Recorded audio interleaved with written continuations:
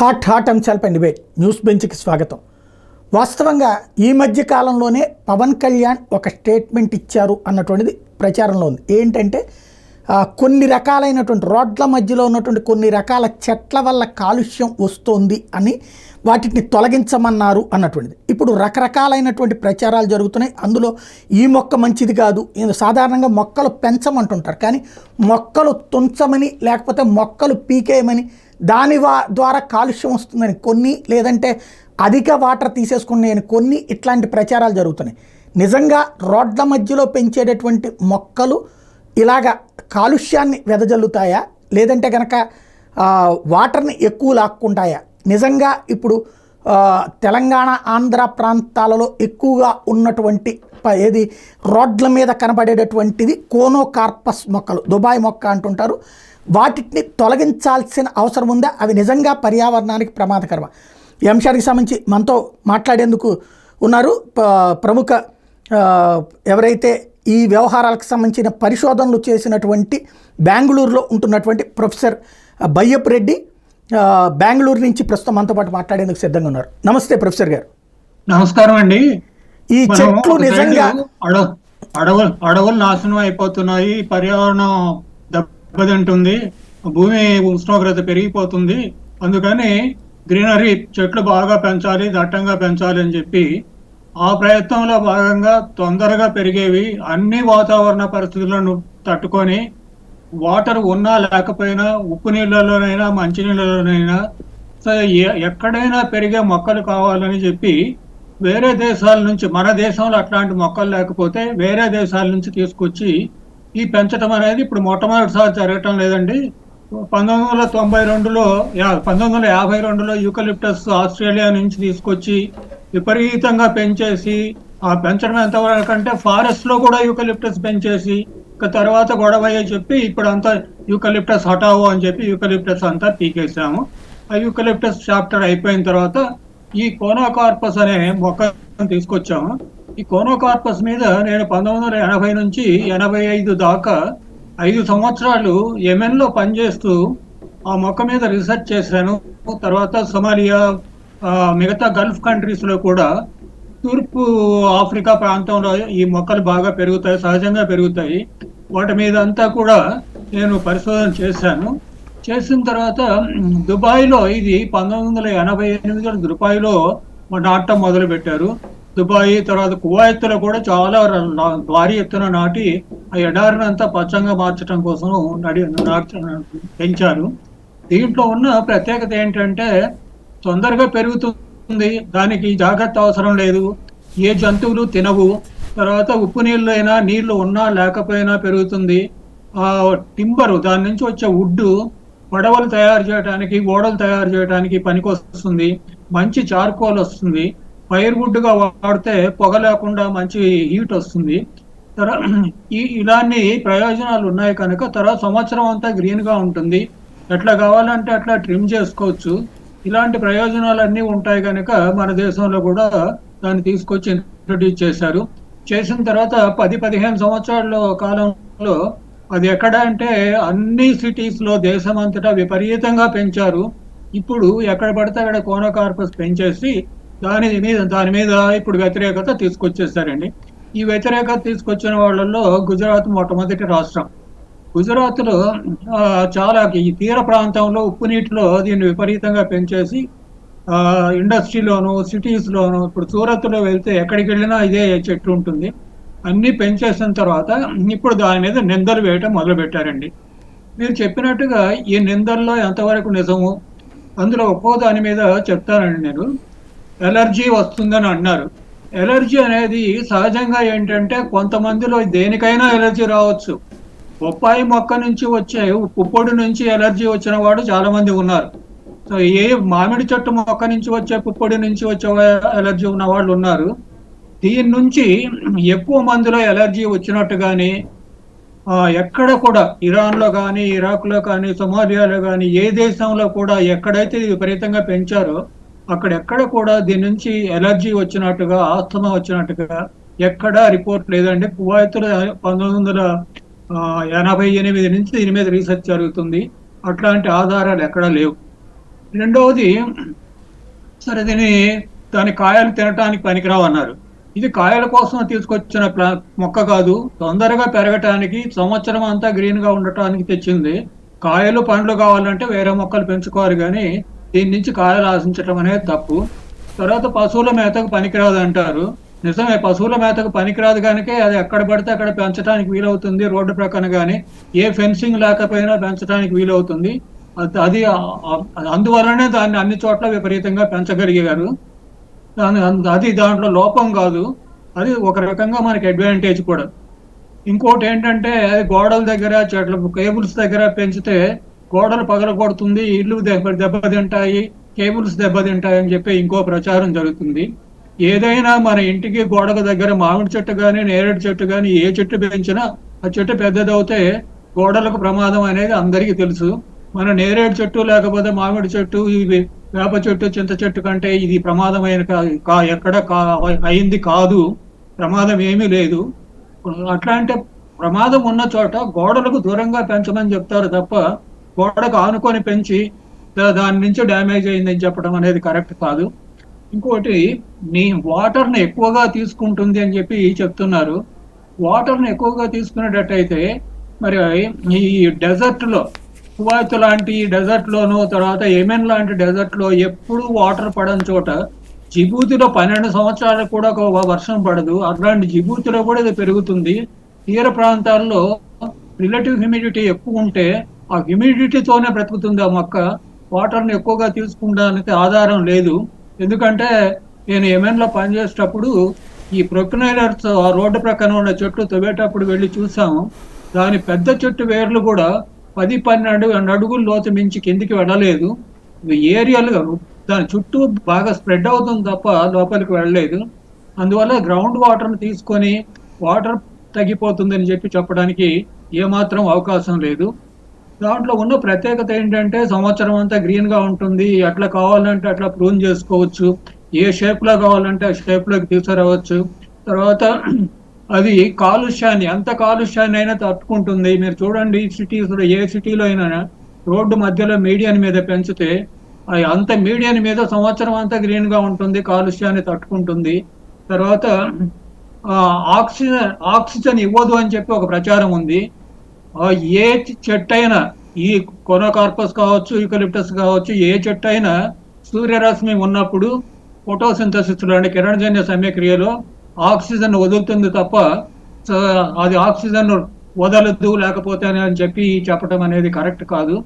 ఈ మొక్క నుంచి ఎందుకు ఇంత ప్రచారం జరిగిందంటే, ఈ మొక్క ఒక ఉద్దేశం కోసం, అంటే తొందరగా గ్రీనరీ రావటం కోసము, ముఖ్యంగా పారిశ్రామిక వాడల్లో, ఇండస్ట్రీస్ లో గ్రీన్ బెల్ట్ కింద పెంచడం కోసం, అంటే కాలుష్యాన్ని తగ్గించడం కోసం. ఇది శబ్ద కాలుష్యాన్ని కూడా బాగా అరికడుతుంది. ఇట్లా కాలుష్యాన్ని తగ్గించడం కోసము, గ్రీనరీ రావటం కోసము, ముఖ్యంగా ఆ ఉద్దేశంతో తీసుకొచ్చిన మొక్క. అది పెంచడంలో ఏం చేసామంటే, ఎక్కడ పడుతుంది తొందరగా పెరుగుతుంది, ఆవులు గేదెలు ఏవి తినవు గనక దాని ఇష్టం వచ్చినట్టు పెంచేసిన తర్వాత ఇప్పుడు అది ఎక్కువ అయిపోయేటప్పటికి దాని మీద పక్షులు ఉండవు, గూళ్ళు పెట్టవు అని చెప్పారు. పక్షులు గూళ్ళు పెట్టవు అని చెప్పేది పచ్చి అబద్ధం అండి. మీరు విశాఖపట్నం ఎయిర్పోర్ట్ ఎదురుగ్గా రోడ్డు మధ్యలో ఈ చెట్లు విపరీతంగా పెరిగాయి. అట్లాగే రేణుగుంట ఎయిర్పోర్ట్కి వెళ్ళే దారిలో కూడా ఈ చెట్లు విపరీతంగా పెరిగాయి. మీరు బయట నుంచి దూరాన్ని నుంచి చూస్తే ఈ చెట్ల మీద పెద్ద పెద్ద గూళ్ళు కనిపించవు. అని చెట్టు దగ్గరికి వెళ్తే చిన్న చిన్న పక్షులు, పిచ్చుకలు లాంటివి లోపల చాలా భద్రంగా గూళ్ళు పెట్టుకొని, చిన్న చిన్న గూళ్ళు పెట్టుకొని అక్కడ సురక్షితంగా, అంటే వేరే పక్షులు వచ్చి వాటిని తినకుండా, వాటి గుడ్లు పాడవకుండా ఆ లోపల బాగా జాగ్రత్తగా బ్రతుకుతున్నాయి. పక్షులు రావు అనేది నిజం కాదు. ఇట్లా ఇన్ని రకాలున్న చెట్టును మనం విపరీతంగా అక్కడ పెంచేసి దాని మీద ఈరోజు అబండాలు వేస్తున్నాం. అది సరే, ఒక ఏదైనా చిన్న చిన్న సమస్యలు ఉండొచ్చు, అసలు లేవు అని చెప్పడానికి లేదు. కానీ దాని మీద రీసెర్చ్ జరగల. ఇంతవరకు ఏ దేశంలో కూడా దాని నుంచి ఎలర్జీ వస్తుందని, లేకపోతే వాటర్ టేబుల్ పడిపోతుంది, ఇలాంటివి ఎక్కడా రీసెర్చ్ జరగలేదు. రీసెర్చ్ జరగాల్సిన అవసరం ఉంది. మన దేశంలో కూడా రీసెర్చ్ చేసి అది నిజంగా ప్రమాదకరమైందా, దానివల్ల ఎంత నష్టం ఉంది అనేది జరగాలి. అది అట్లాంటిది లేకుండా ఊరికే ఏదో ఇమాజినరీగా ఆలోచించి ఇది ఇది ఎక్కడి నుంచో వేరే దేశం నుంచి వచ్చింది, దాని నుంచి ఇన్వేజివ్ ప్లాంట్ అంటే దానంతట అది self sown and self grown అని దానంతట అది వ్యాప్తి చెందే మొక్కను ఈ ఇన్వేజివ్ ప్లాంట్ అంటారు. ఇది ఇన్వేజివ్ కాదు, అది మనం నాటితే వచ్చింది. దీనికి ముఖ్యమైన కారణాలు ఏంటంటే ఎక్కడ పెంచకూడదో అక్కడ పెంచటం, ఎంతవరకు పెంచాలో అది దాటిపోయి విపరీతంగా పెంచటము, ఇవి రెండు ప్రధాన కారణాలు. ఇప్పుడు ఎలర్జీ ఏమైనా ఉండేటట్టయితే హాస్పిటల్, స్కూల్స్ ఇలాంటి ప్రదేశాల్లో దాన్ని పెంచకుండా సెన్సిటివ్ ఏరియాస్లో కాకుండా వేరే చోట పెంచడం మంచిది. అట్లాగే సిటీస్లో విపరీతంగా పెంచకుండా ఇండస్ట్రీలో గ్రీన్ బెల్ట్ లేకపోతే రోడ్డు ప్రక్కన మార్జిన్లో కూడా కాకుండా రోడ్డుకు దూరంగా దట్టంగా పెంచితే గోడలాగా ఉంటుంది. నేను ఈ మధ్య ఉదయపూర్ వెళ్ళానండి, ఫిబ్రవరిలో. ఉదయపూర్లో రాఫెల్స్ అని ఒక పెద్ద 5 స్టార్ హోటల్లో వాడు మొత్తం ఇదే ప్లాంట్ పెంచాడండి. అంతా ఈ కోనోకార్పస్ పెంచి దాన్ని బ్యూటిఫుల్ గా ట్రిమ్ చేస్తే అంత గోడ కట్టినట్టుగా ఎంత అందంగా ఉందంటే చూడటానికే కాదు, అక్కడ వాడు బాగా ట్రిమ్ చేస్తున్నారు కనుక పోలన్ రాదు, ఫ్లవరింగ్ రాదు, చాలా అందంగా ఉంటుంది. దేశ విదేశాల వాళ్ళందరూ వస్తారు, ఎవరికి ఏ నష్టం జరగటం లేదు, అక్కడ ఎవరు కంప్లైంట్ చేయటం లేదు. మన దేశంలో ఈ కంప్లైంట్ రావడానికి కారణం ఏంటంటే మనము దాన్ని విపరీతంగా పెంచటము, ఎక్కడ పెంచకూడదో అక్కడ పెంచటము, ఈ రెండు ప్రధాన కారణాలండి. ఇంత మంచి ఉపయోగమైన చెట్టును మనం చేయాల్సింది ఏంటంటే దాన్ని దేనికోసం తీసుకొచ్చామో అక్కడ పెంచితే, అక్కడ కూడా ఏంటంటే అన్లిమిటెడ్ గా పెంచకూడదు. ఏదైనా అతి అయిపోతే మనం అన్నం తినటం అవసరమే, కానీ విపరీతంగా తినేస్తే ఏమవుతుందో మీకు తెలుసు. ఏదైనా మంచిదని too much of a good thing can become pollution అని. దేన్ని ఎందుకు వాడాలో, ఎంతవరకు వాడాలో అంతవరకు వాడాలి. మనం కల్పతరువు కల్పవృక్షం అని అంటాం. కల్పతరువు కల్పవృక్షం ఏమీ లేదు. ఇది పర్యావరణాన్ని ఏ రకంగానూ దెబ్బతీయదు, మనుషులకు జంతువులకు హానికరం కాదు, దీని నుంచి నష్టం ఏమీ లేదు. కాకపోతే మనం ముఖ్యంగా గమనించాల్సింది ఏంటంటే దాన్ని ఎక్కడ పెంచాలి, ఎంతవరకు పెంచాలి అనేది చూసుకొని పెంచటం వల్ల దాన్ని మనము ఒక రిసోర్స్ కింద, ఈకో డెవలప్మెంట్ కింద మన పచ్చదనాన్ని పెంచటం కోసము వాడుకోవచ్చు అని చెప్పి దాన్ని ఖచ్చితంగా శాస్త్ర ఆధారాలతో నిరూపించడం జరిగిందండి. ఇక్కడ ఒక పాయింట్ ఏంటంటే సాధారణంగా చెట్టుకి ఒక కారణం ఉండాలి. ఒకటి నీడనియటం, రెండవది అక్కడ చుట్టూతా అంటే అండర్ గ్రౌండ్ వాటర్, ఒకటి గ్రౌండ్ వాటర్ని డెవలప్ చేయడానికి కూడా పనికొస్తాయి. అంటే ఇప్పుడు మీరు చెప్పినట్టు ఎడారి ప్రాంతాల్లో ఇట్లాంటి అస్సలు ఎండగా ఉండేటటువంటి చోట్ల, అట్లాంటి చోట్ల ఈ చెట్లు నాటి అవి లోపలికి వెళ్ళడం వల్ల నీళ్లు గ్యాదర్ అవుతాయి అన్నటువంటిది కూడా అంటూ ఉంటారు. అదేదన్నా ఈ చెట్లకు పనికొస్తుంది, అట్లాంటివి ఏమైనా ఉన్నాయా, ప్రయోజనం ఏదైనా? ఈ చెట్లని ఎడారి ప్రాంతంలో నీళ్లు లేని చోట కూడా పెరుగుతుందంటే అది దానికి ఏంటంటే ఏ చెట్టు అయినా మన మనుషుల్లో టెంపరేచర్ కంట్రోల్ ఉంటుంది. మన బాడీ టెంపరేచర్ను కంట్రోల్ చేసుకునే మెకానిజం ఉన్నట్టుగానే ప్రతి చెట్టు కూడా water balance, water regulation mechanism ఉంటుందండి. వాటర్ బాగా సప్లై చేస్తే అది తొందరగా పెరిగి ఆ వాటర్ను తీసుకొని గాలిలోకి వదిలేస్తుంది. అందుకనే మనం చెట్లు ఉపయోగాల్లో చెప్పేటప్పుడు చెట్లు ఎయిర్ కండిషనర్ దాకా పనిచేస్తాయి, దాంట్లో నుంచి హ్యూమిడిటీ పెరుగుతుంది, మన పర్యావరణం వేడి తగ్గుతుంది, ఉష్ణోగ్రత తగ్గుతుంది అంటాం. దానికి వాటర్ చాలకపోతే దానికి ఉన్న పత్ర రంధ్రాలు క్లోజ్ అయిపోయి అది వాటర్ను కన్జర్వ్ చేసుకుంటుంది. వాటర్ నియంత్రణ ప్రతి చెట్టులోనూ ఉంటుంది. అది దీనికి కూడా ఉంటుందా? అందువలన అట్లాంటి పరిస్థితుల్లో పెరగలుగుతుందండి. మనకు భారతదేశంలో ఎక్కడ కూడా అది పెంచిన ప్రాంతాల్లో గ్రౌండ్ వాటర్ తగ్గిపోయింది, అది పెంచిన తర్వాత గ్రౌండ్ వాటర్ తగ్గిపోయిందని ఎక్కడైనా ఆధారాలు లేవు. రైట్. అయితే సాధారణంగా ఇందాక మీరన్న పాయింట్లోనే ఒకటి, ఆక్సిజన్ రాకపోవడం, కార్బన్ డైఆక్సైడ్ వదలడం. ఈ మధ్యన ఇదొక ప్రచారం నడుస్తుంది, ఇది ఆక్సిజన్ ఇవ్వదు, కార్బన్ డైఆక్సైడ్ వదులుతుందని. అది ఎంతవరకు వాస్తవం? కాదండి, తప్పండి. ఎందుకంటే ఏ చెట్టు అయినా, పత్రహరితం ఉన్న ఏ చెట్టు అయినా కూడా సూర్యరశ్మి ఉన్నప్పుడు దాన్ని కిరణజన్య సంయోగ క్రియ ద్వారా ఆక్సిజన్ వదులుతుంది. రాత్రిపూట అంటే సూర్యరశ్మి లేనప్పుడు ఏ చెట్టు కూడా ఆక్సిజన్ వదలదు. ప్రతి చెట్టు కూడా కొంత రెస్పిరేషన్ జరుగుతుంది. ప్రతి టైంలో రెస్పిరేషన్ కిరణజన్య సంయోగ క్రియ జరిగేటప్పుడు కూడా రెస్పిరేషన్ ఉంటుంది. రెస్పిరేషన్ కు ఆక్సిజన్ వాడుకుంటుంది. కిరణజన్య సంయోగ క్రియకు కార్బన్ డైఆక్సైడ్ వాడుకొని ఆక్సిజన్ వదులుతుంది తప్ప ఇది కార్బన్ డైఆక్సైడ్ ను వదిలి ఆక్సిజన్ తీసుకుంటుంది అనేది అది చాలా తప్పండి.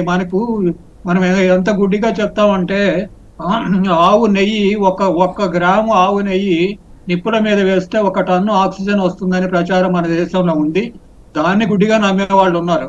1 గ్రాము నుంచి 1 టన్ను ఎలా వస్తుందంటే రామర్పిల్లై వెనకటి రోజుల్లో చెప్పాడు చూడండి. సో ఒక గ్లాసు మంచినీళ్ళతో 1 లీటరు పెట్రోల్ తయారు చేస్తారని చెప్పినప్పుడు నమ్మారే. అట్లా ఉంటుంది తప్ప అందులో నిజం లేదండి. ఏ చెట్టుకైనా ఈ కిరణజన్య సమయక్రియ ఒకటే జరుగుతుంది. దాంట్లో ఆక్సిజన్ వస్తుంది తప్ప అది ఆక్సిజన్ తీసుకొని కార్బన్ డైఆక్సైడ్ వదలదు. దీన్ని దుబాయ్ మొక్క అంటున్నారు మీరు. మరొక చర్చ ఆంధ్రాలో జరుగుతున్నది ఏంటంటే ఏదో 7 ఆకుల మొక్క అంటున్నారు. అది ఇది ఒకటేనా? కాదండి. 7 ఆకుల పాల అనేది 7 ఆకుల పాల దాన్ని సప్తపర్ణి అని కూడా అంటారు. ఆ 7 ఆకుల పాల సప్తపర్ణి అనేది మన దేశానికి చెందిన జాతి అండి. దానికి మెడిసినల్ ప్లాంట్ కూడా అది. మనం ముఖ్యంగా ఈ మనకు వెస్టర్న్ ఘాట్స్ లో బాగా పెరుగుతుంది. ఆ చెట్టుకు దాని నుంచి ఏ రకమైన అంటే అది నవంబరు డిసెంబర్లో వింటర్లో ఫ్లవరింగ్ వస్తుంది. ఒక్కసారి ఫ్లవరింగ్ వచ్చినప్పుడు మంచి సెంటెడ్ స్మెల్ వస్తాయి. కానీ ఆ సెంటెడ్ స్మెల్ కూడా కొందరికి పడని వాళ్ళు ఉన్నారు. అంతకు తప్ప అది పెంచడం వల్ల ఇది వచ్చింది అది వచ్చింది పర్యావరణం పాడైపోతుంది, మనుషులు చచ్చిపోతారని చెప్పి ఈ ప్రచారం చేయటం అనేది చాలా దుర్మార్గం అండి. అసలు తెలియకుండా ఒక సైడ్ చెట్లు పెంచమంటారు, అడవులు పెంచమంటారు, ఒక సైడ్ పెంచుతున్న వాటిని గుడ్డిగా నరికేసేయండి అని చెప్పటం ఎంత దుర్మార్గం అయిందో చెప్పడానికి వీల్లేదండి. ఇంకోటి కూడా మనకు వాల్టా యాక్ట్ ఉంది. ఈ వాల్టా చట్ట ప్రకారం ఎవరైనా చెట్లు కొట్టాలంటే దానికి నిరూపించాలి, అది దాని నుంచి ప్రమాదం ఉంది అని చెప్పి నిరూపించిన తర్వాత చెట్టు కొట్టాలి. అది ప్రభుత్వమైనా సరే వాల్టా యాక్ట్ అథారిటీ ఉంటారు. వాల్టా యాక్ట్ చెట్టు అథారిటీ దగ్గర నుంచి పర్మిషన్ తీసుకోకుండా చెట్లు కొట్టడానికి లేదు. ఎవరో మంత్రి గారు చెప్పారనో లేకపోతే ఇంకో రాజకీయ నాయకులు చెప్పారని చెప్పి బాగా పెంచిన చెట్లు తుంచేసేయటం అనేది చాలా దుర్మార్గము, తప్పు అండి. రైట్. ఈ చెట్లకి మామూలుగా ఒక్కోసారి ఏమవుతున్నదంటే బాగా కొమ్మలు పెరిగిపోయి ఆ కొమ్మలు నరికేస్తూ ఉంటుంటారు, మళ్ళీ ట్రిమ్ అయ్యి మళ్ళీ వస్తూ ఉంటుంటాయి. అలాగే కొమ్మలు నరకడం ఏమన్నా తప్ప? ఈ చెట్టును కొమ్మలు నరకటం తప్పు కాదండి. ఎందుకంటే కొమ్మలు నరకటం వల్ల కొత్త కొమ్మలు వస్తాయి దీంట్లో. దీనికి ఉన్న అడ్వాంటేజ్ ఏంటంటే మీరు ఎన్నిసార్లు నరికినా మళ్ళీ తొందరగా వస్తుంది, గుబురుగా వస్తుంది. మీకు ఏ షేప్ లో కావాలంటే ఆ షేప్ లో దాన్ని ఉంచుకోవచ్చు, ఎంత సైజులో కావాలంటే అంత ఉంచుకోవచ్చు. అసలు పుప్పొడే రాకుండా అది పూలే రాకుండా చెయ్యాలంటే కూడా చెయ్యొచ్చు, ప్రాబ్లం ఏమీ లేదండి. దానికి ఉన్న అడ్వాంటేజ్ చాలా ఫ్లెక్సిబిలిటీ ఉంది మరి. రైట్. ఇది వాస్తవంగా అసలు ఎందుకు విదేశాల వాళ్ళు వాడతారు అక్కడ? అంటే అక్కడ అంటే మీరు అన్నట్టు అరబ్ కంట్రీస్ వీళ్ళు ఎందుకు వాడతారు వీటిని? అక్కడ మామూలు చెట్లు పెరగవు కాబట్టినా? దీనికి చాలా ఇంపార్టెంట్ బయలాజికల్ మాలిక్యూల్స్ ఉన్నాయండి. ముఖ్యంగా ఈ హార్ట్ మైండ్ కు సంబంధించిన డిసీజ్ కంట్రోల్ చేసి క్యూర్ చేసే చాలా కెమికల్స్ ఇందులో ఉన్నాయని చెప్పి చాలా రీసెర్చ్ జరిగింది. కానీ దాన్ని ఇంతవరకు ఏంటంటే భారీ ఎత్తున ఉపయోగంలోకి తీసుకురాలేదు. కానీ దాంట్లో చాలా ఇంపార్టెంట్ మాలిక్యూల్స్ ఉన్నాయని చెప్పి బయో యాక్టివ్ మాలిక్యూల్స్ అంటారండి. ఈ బయో యాక్టివ్ మాలిక్యూల్స్ కు చాలా అప్లికేషన్స్ ఉన్నాయి. దాన్ని ఇంకా రీసెర్చ్ జరిగి దాన్ని పారిశ్రామికంగా దాన్ని ఎక్స్ప్లాయిట్ చేయటం మొదలు పెడితే దాంట్లో మెడిసినల్ ప్రాపర్టీస్ బాగా ఉన్నాయి. రైట్. ఇప్పుడు నగరాలన్నిట్లలో కూడా ఈ రోడ్డు మధ్యలో వీటిని పెడుతూ ఉన్నారు కదా, మధ్యలో నరికినప్పుడు ఆ కొమ్మలు వాటిని తగలబెట్టినా కూడా అది పొల్యూషన్ ఎయిరు అది అన్నటువంటి ప్రచారం కూడా ఉంది. అది ఎంతవరకు వాస్తవం? రోడ్డు మధ్యలో పెంచితే కొమ్మల నుంచి ఏమవుతుంది? కొమ్మలు నరికేస్తారు మామూలుగా మీరు చెప్పినట్టుగానే ట్రిమ్ చేయడానికి. ఆ కొమ్మల్ని తర్వాత ఎండిపోయాక తగలబెడితే వాటి నుంచి పొల్యూషన్ వస్తుంది అన్నటువంటి ప్రచారం కూడా ఉంది. లేదండి, చాలా తప్పండి అది. ఇది ఎందుకంటే మీరు ఆ కొమ్మలను ఎండిపోయిన తర్వాత ఫైర్ వుడ్ కింద వాడుకుంటే, వంట చెరకు కింద పొగ రాని మంచి మంట వస్తుంది. తర్వాత యాక్టివ్ చార్కోల్, ఇది ముఖ్యంగా ఏమైనా ప్రాంతంలో దీని నుంచి యాక్టివ్ చార్కోల్ తయారు చేస్తారండి. యాక్టివ్ చార్కోల్ ఇండస్ట్రీలో వాడతారు. అట్లా యాక్టివ్ చార్కోల్కు విపరీతంగా దాన్ని కట్ చేయటంతో ఏమైనా ప్రాంతంలో అంతరించిపోవటంతో దాన్ని international Union for Conservation of nature వాళ్ళు దాన్ని అంతరించిపోయే జాతుల్లో చేర్చారండి. ఇది నిజంగా ప్రమాదకరమైన మొక్క అవుతే దాన్ని అంతరించిపోయే జాతుల్లో ఎందుకు International Union for Conservation of Nature చేపెడతారండి? రైట్. మనకి నగరాలలో కానీ ఈ మామూలుగా రోడ్ల పక్కన కాకుండా రోడ్డు మధ్యలో డివైడర్లలో వీటిని పెడతా ఉంటుంటారు. ఎందుకు అలాగా? రోడ్డు మధ్యలో పెట్టడంతో ఒక అడ్వాంటేజ్ ఉందండి. ఎందుకంటే అది నాయిస్ ను అబ్జర్వ్ చేస్తుంది, ధ్వని కాలుష్యాన్ని తగ్గిస్తుంది. ఈ నాయిస్ అంటే శబ్ద తరంగాలను అడ్డుకుంటుంది, బాగా దట్టంగా గోడలాగా పెంచితే. అట్లాగే రోడ్డు మధ్యలో కాకుండా ఉన్నప్పుడు ఈ రోడ్డు డస్ట్ ను కూడా, అంటే ఈ డస్ట్ మన దుమ్ము ధూళిని కూడా ఆపుతుంది. అట్లాగే రోడ్డు ప్రక్కన కూడా కొంచెం దూరంగా, అంటే ఆనుకొని కాకుండా కొంచెం దూరంగా గోడలాగా పెంచడంతో రోడ్డు మీద నుంచి వచ్చే డస్ట్ ను ఆపుతుంది, శబ్దాన్ని ఆపుతుంది. తర్వాత ఈ వెహికులర్ పొల్యూషన్ చాలా వరకు కంట్రోల్ చేస్తుందండి. దాంట్లో చాలా ఉపయోగాలు ఉన్నాయి. ఎందుకంటే దాన్ని ఎక్కడ వాడుకోవాలో అక్కడ వాడుకుంటే అసలు ఏ చెట్టుతో కూడా మనకు సమస్య రాదండి. సాధారణంగా ప్రతి ఒక్కళ్ళు మన ఇళ్లలో వాడుకునేటువంటి పళ్ళు, కూరగాయలు, ఆకుకూరలు ఇట్లాంటివి ఎందుకు ప్రభుత్వాలు ఇనిషియేటివ్ తీసుకుని చెయ్యవు? అట్లాంటి రోడ్డు మధ్యలో కానీ రోడ్ల పక్కన కానీ పెడితే ఏమైనా ప్రాబ్లం ఉంటాయా? అవి పెరగవా? మళ్ళీ ఒకసారి మీరు రిపీట్ చేస్తారండి మీరు? అంటే మనకి ఇవేమో వాడటానికి పనికొచ్చే కదా, మీరు అన్నట్టు గాలికో లేకపోతే కనుక పొల్యూషన్కో వీటికి పనికొస్తాయి. కానీ మనం రెగ్యులర్గా వాడేటటువంటి చెట్లు అంటే కూరగాయలు, పండ్లు ఇట్లాంటివి ఉన్నాయి అనుకోండి, మనం రెగ్యులర్గా వాడతాం కదా, అవైతే ప్రజలు కూడా ప్రోత్సహిస్తారు కదా, అవి ఎందుకని నాటకూడదు? అవి నాటకూడదు, ఈ చెట్టే పెంచమని నేను ఎప్పుడు చెప్పటం లేదండి. అవి మనకి ఏంటంటే మనుషుల అవసరాలకు రకరకాల చెట్లు కావాలి. ఒకే చెట్టును పెంచమని చెప్పి దాన్నే ఒకే చెట్టును అంటే మోనోకల్చర్ పెంచమని చెప్పి ఎవరు చెప్పరండి, ఏ బయాలజిస్ట్ కూడా చెప్పరు. పాలీకల్చర్, మనకు అన్ని రకాల చెట్లు ఉండాలి. పండ్ల చెట్లు, లేకపోతే మామూలు పంట పొలాలు ఉండాలి, పండ్ల చెట్లు ఉండాలి, ఫైబర్ కావాలి, ఫ్రూట్స్ కావాలి, అన్నీ ఉండాలి. అన్ని రకాల చెట్లు ఒక్క చెట్టు నుంచి అన్ని వచ్చాయి లేవు కనుక మనం రకరకాల చెట్లు పెంచుకోవాలి. ఇది పండ్ల కోసం కాకుండా పర్యావరణంలో మెయిన్గా ఈ కాలుష్యాన్ని తగ్గించడం కోసము, గ్రీనరీ పెంచడం కోసం దానికి ఉద్దేశించింది. అందుకని దీన్నే పెంచండి, ఇంకా వేరే చెట్టు పెంచొద్దు. మన నేరేడు చెట్టు ఉంది, నేరేడు చెట్టు పెంచుకోవచ్చు, నేరేడు చెట్టు పెంచొద్దని. కానీ రోడ్డు మధ్యలో నేరేడు చెట్టు పెంచలేము. ఇది అయితే దీన్ని స్ట్రైట్ గా పెంచుకోవచ్చు రోడ్డు మధ్యలో. అట్లా ఒక్కొక్క ప్రాంతానికి ఒక్కొక్క పరిస్థితిని బట్టి ఒక్కొక్క చెట్టును పెంచుకోవాలి. ఇదే పెంచాలి, ఇంకో చెట్టు పెంచకూడదు అని చెప్పి చెప్పడం లేదు. ఇంకోటి నేను చెప్పేది ఏంటంటే, ఇప్పుడు యూకలిప్టస్ ను పెంచి చేతులు కాల్చుకొని దాన్ని తర్వాత మళ్ళీ ఇప్పుడు దీన్ని తీసుకొచ్చి దీని తర్వాత ఇదే ఇంకొక చెట్టుకు జరగదని చెప్పి ఏమీ చెప్పే అవకాశం ఏమీ లేదు. దీన్ని ఏదో ఒక భూతం లాగా చూపెట్టి తీసేసే ముందు నిజంగా దీంట్లో ఇంత దుష్ప్రభావం ఉందా, దీంట్లో నష్టం ఉందా అనేది శాస్త్రోక్తంగా పరిశోధన చేసి అప్పుడు నిజంగా నష్టం ఉంటే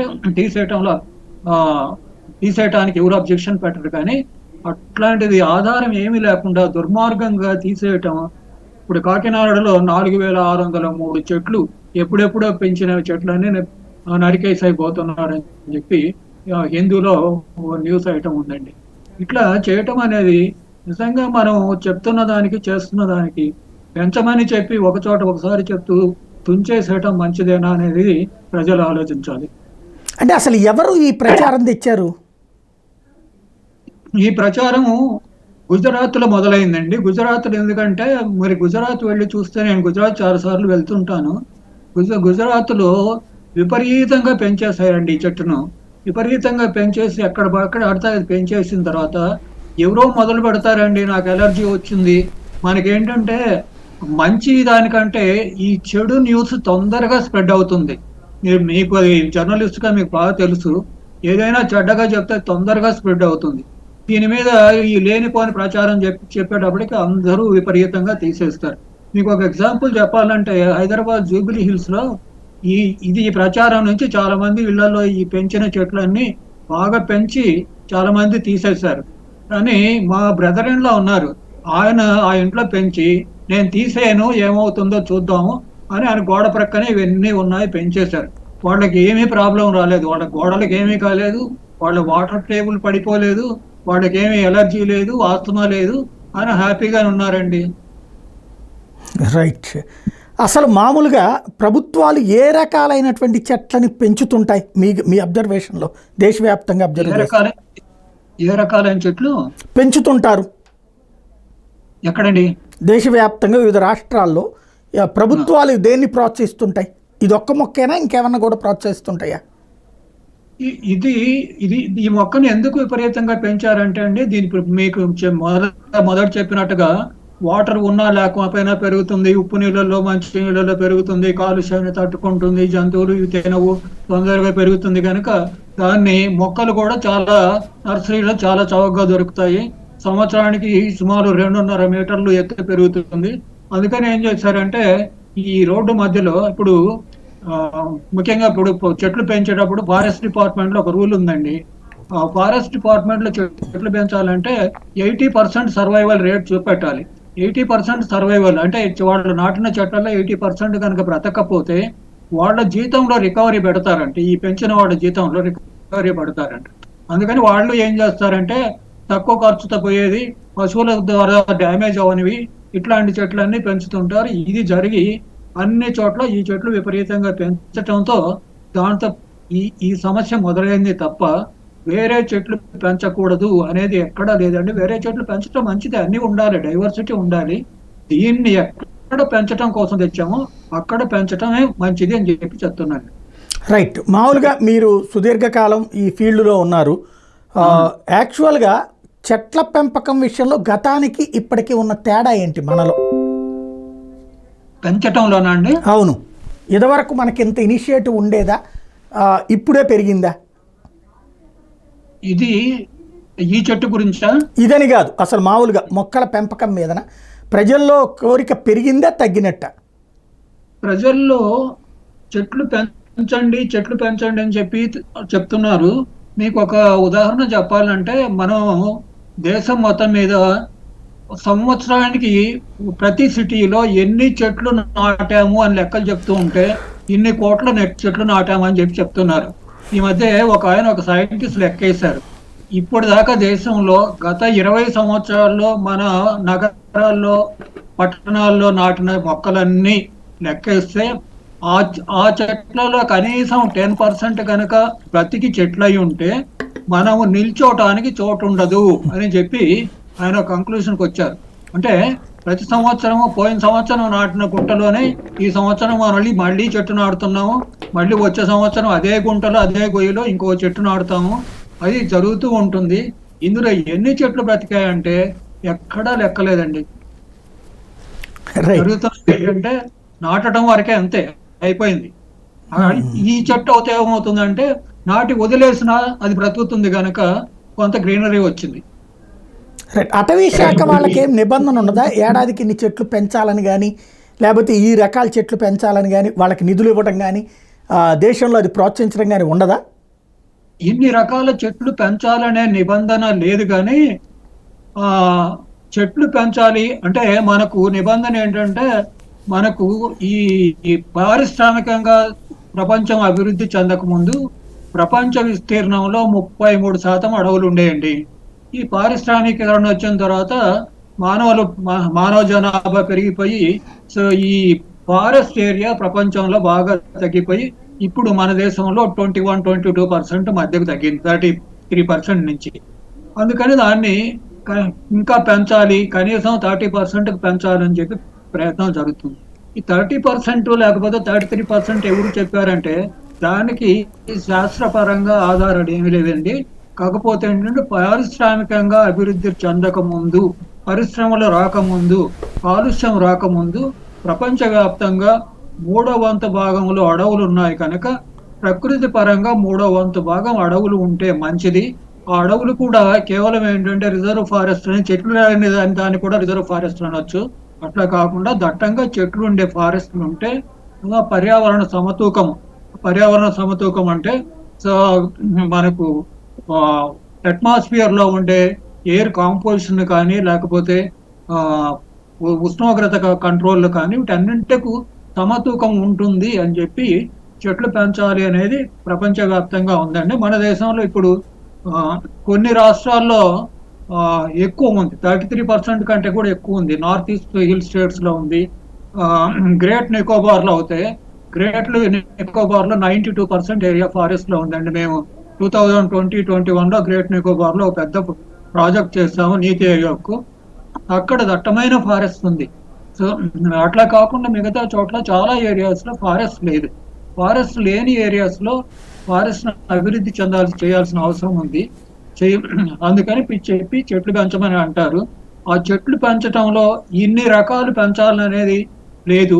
కాకపోతే ఒకటి ఏంటంటే ఈ ఎగ్జాటిక్ ప్లాంట్స్, వేరే చోట నుంచి వచ్చిన ప్లాంట్స్ ను పెంచే ముందు, అడవుల్లో పెంచే ముందు వాటను ఎగ్జాటిక్ ప్లాంట్స్ ను అడవుల్లో పెంచొద్దు అనేది మాత్రం జనరల్ గా ఒక ముందుగా చెప్తారు, జాగ్రత్త కోసం చెప్తారు.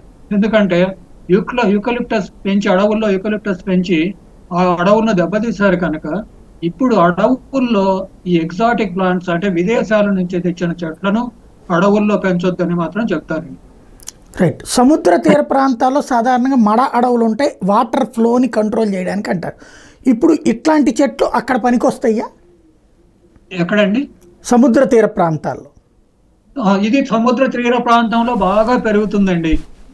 ఉప్పు నీటిలో కూడా పెరుగుతుంది. దీన్ని అందుకని మ్యాంగ్రూవ్ అని కూడా అంటారు. మ్యాంగ్రూవ్లు అంటే మడ అడవులు ఉన్నాయి చూడండి, మడ అడవుల్లాగా ఇది ఉప్పు నీళ్ళల్లో కూడా పెరుగుతుంది. అంటే పూర్తిగా సముద్ర నీళ్ళలోనే కాదు, ఈ మడ అడవులు పెరిగే ప్రాంతంలో కూడా ఇది బాగా పెరుగుతుంది.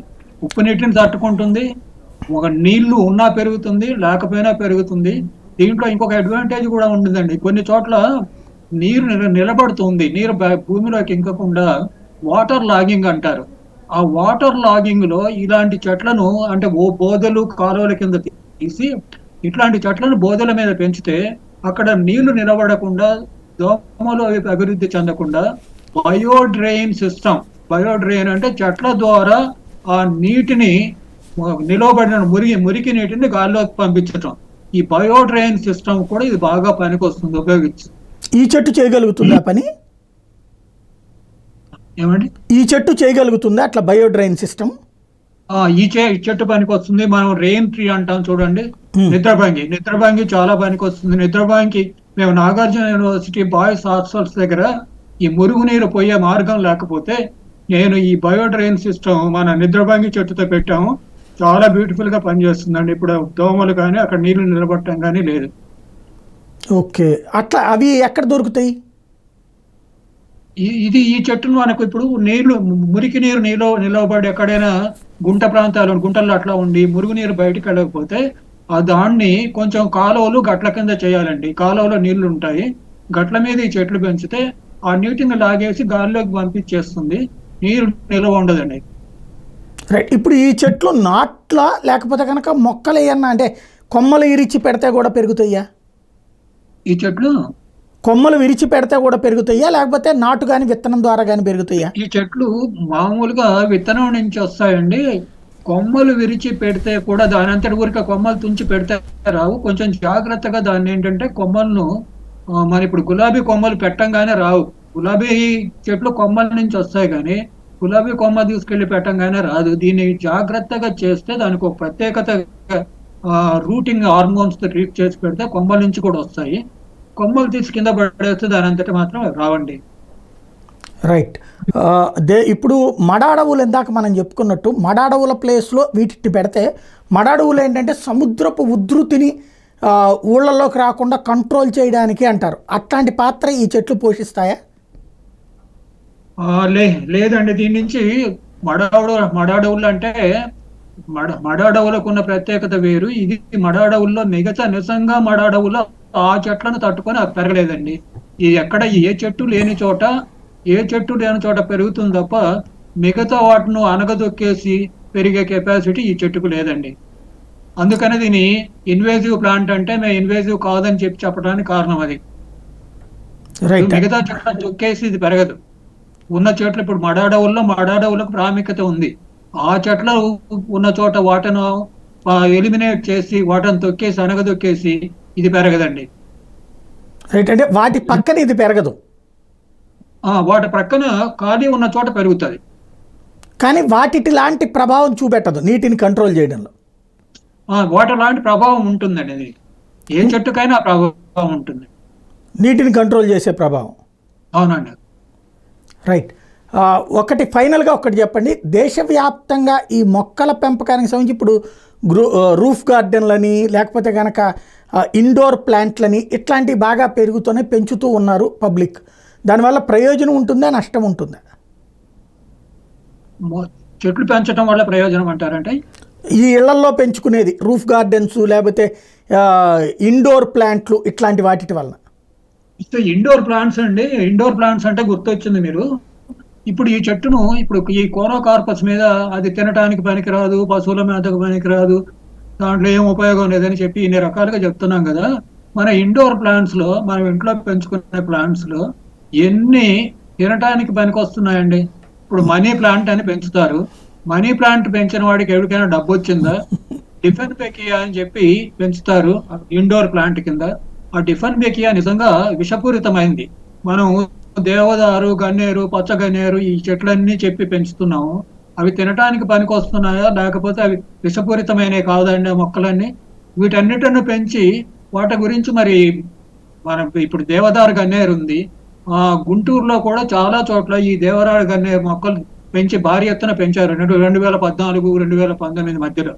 మరి ఆ దేవదారు గన్నేరు నుంచి ఏం ఉపయోగం వచ్చిందో చెప్పండి. అవి ఏమైనా పశువులు తింటున్నాయా లేకపోతే దాని కాయలు తింటున్నామా? దాని నుంచి ప్రత్యేకత ఏముందండి? మనకి మెయిన్ గా గ్రీనరీ కోసం పెంచుతున్నారు. ఈ రోడ్ల ప్రక్కన ఇది పశువులు తినకుండా ఉండాలి. అట్లాగే మన ఇండోర్ ప్లాంట్స్ అంటే, ఇండోర్ ప్లాంట్స్ లో చాలా ప్లాంట్స్ మనకు ఇంట్లో తక్కువ లైట్ లో, డిమ్ లైట్ లో, తక్కువ లైట్ ను ఉపయోగించుకొని ఫోటోసింథసిస్ ద్వారా ఆక్సిజన్ రిలీజ్ చేస్తాయి కనుక దాన్ని ఇండోర్ ప్లాంట్స్ కింద పెంచుకుంటాం. అంతకు తప్ప దాని నుంచి వేరే ఏదో ఉపయోగాలు వస్తాయి. కొన్ని ఏంటంటే అందమైన మొక్కలు, పూల చూడటానికి అందంగా ఉంటాయి, అందమైన మొక్కల కోసం పెంచుతాం. అంతకు తప్ప మిగతా ప్రయోజనం కాదండి. Right, thank you very much అండి ప్రొఫెసర్ గారు. ఇది పరిస్థితి. ఓవరాల్గా చూస్తే కొత్త మొక్కలు పెంచాలన్న ఆసక్తి ఉంది, కానీ అదే సందర్భంలో ఉన్న మొక్కల్ని పీకేయాలనేటువంటి ప్రచారం పెద్ద ప్రమాదకరంగా మారుతుంది. అయితే ఇప్పుడు మనం చూస్తున్నటువంటి ఈ మొక్కల్ని తుంచాల్సిన అవసరం లేదు, పెంచడం బెటర్. అదే సందర్భంలో పెంచకపోయినా పర్లేదు, కానీ ఉన్న వాటిని తుంచేయొద్దు అని సూచిస్తున్నారు ప్రొఫెసర్ గారు.